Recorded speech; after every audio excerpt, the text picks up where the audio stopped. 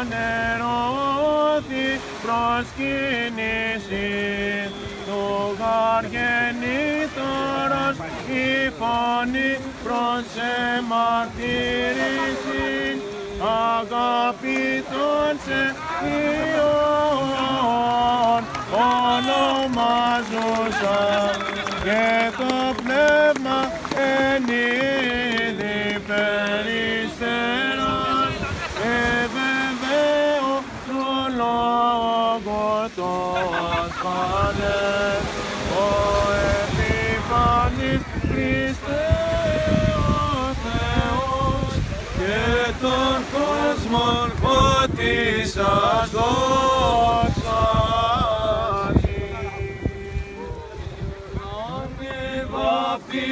Βαπτιζομένος ο Κύριε η της Τριάδος επανερώθη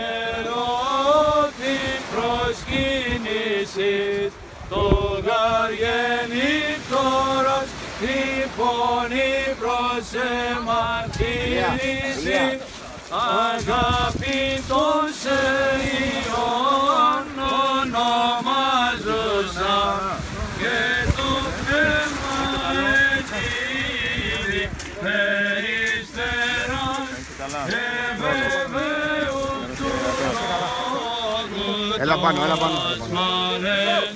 ο επιφανής Χριστέ ο Θεός και τον κόσμο φωτίσας δόξασι.